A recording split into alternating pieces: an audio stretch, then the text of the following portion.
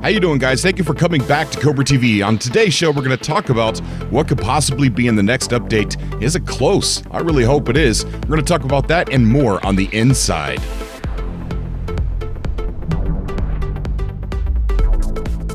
Okay, guys, so there's a lot of things going around on the internet here lately about some stuff that the data miners are pulling out with sound files and things like that. I've gone over and I've looked at some of them, and I can't say that these are actual. I see a lot of videos confirming these things, and what I've noticed in some of the files that the sounds, some of them are already in the game. Some of them sound.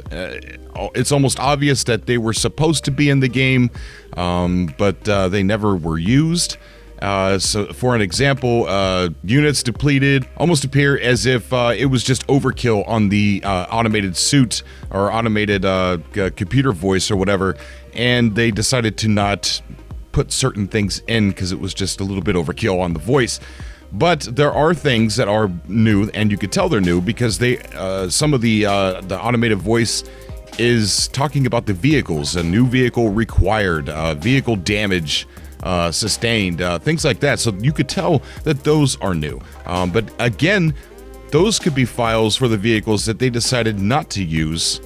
But if we're talking about a combat update, maybe, just maybe, that the vehicle damage sustained files and things like that could be due to new combat and maybe damage to your vehicles. As we know, I don't think that we can damage our vehicles. We could just plow right through everything and stuff blows up, bust apart when we're driving. But then again, I haven't gotten into a fight with a Sentinel while I was in my Exocraft either. But I think some of these files may leave a breadcrumb to what could possibly be in the next update. And I feel that they may be going for a combat update. To this day, I don't think that Hello Games released the game that they wanted to release. At the GDC, Sean Murray talked about running out of money while working on No Man's Sky and making some tough decisions. I'm going to go ahead and play the clip for you right here. So stressful, something that you care about so creatively, to work on it and to finish it. It's a really intense experience. Then I started a company and had the additional bonus of running out of money and having to finish under those kind of horrible constraints and making sometimes bad decisions, sometimes good decisions, because you have to, because of money constraints and funds and things like that. And then I know what it's like on top of that with No Man's Sky to do something new and weird and experimental on top of, also running out of money and also trying to finish something you care about really creatively. So in my personal opinion, I believe that they released a game that they were not happy with, and as each update comes, they are turning it into the game that they wanted it to be. So the categories for No Man's Sky are Fight, Trade, and Explore. And I think on this update, and it's just speculation, nothing confirmed, that they could be trying to tailor to the combat side of No Man's Sky. And the reason why I think that is some of the files that are in here, and it's really hard to decipher if we should even be looking at these in relation to the next update, because there are old files in here. There are files that, sound files that they definitely didn't use because it was overkill. But there are things for the freighter, like, I'm going to go ahead and play them to you right here. External view selected. Internal view selected. Danger. Low oxygen levels. Danger. Radiation breach. Weapons engaged. Enemy missile inbound. Enemy missile incoming. Incoming missile. Incoming missiles destroyed. Incoming missiles neutralized. Missile inbound. Impact imminent. Missile locked and ready. Missile locked. Missile neutralized. Missiles destroyed. Target acquired. Target locked. Freighter warp initiated. So we heard a third-person external view or something like that, and then we heard the freighter warp initiated, incoming missiles inbound, destroyed incoming missiles, things like that. So it definitely, it sounds as if there is freighter combat, freighter warping. A little bit more adding to the freighters, and there are other files that I didn't play because there are so many. I'm going to definitely leave the Google Drive link down below so that you guys can spend quite a bit of time going through those. And once you do go through those, comment down below what you think after hearing them. But there are a ton of vehicle sound files, ones that are not in the game. Vehicle summoned. Vehicle damage sustained. Vehicle mobilized. Refuel vehicle.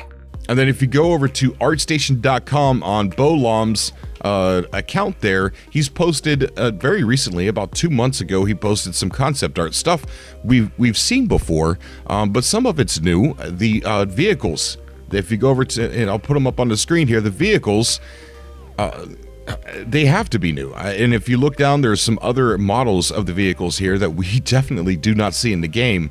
So you take the new sound files that the data miners have found, compare it to the vehicles on Bolam's ArtStation account that we've never seen before, and so it looks like there could be some vehicle features within this next update, and I really am leaning towards more freighter features as well, like the warping with the freighters. Now, we know that we could warp to a new station and just summon our ship. It warps all by itself, but we've always talked about on the show here, wouldn't it be cool if the freighters had a better warp drive than what our ships had, and they could warp much, much further?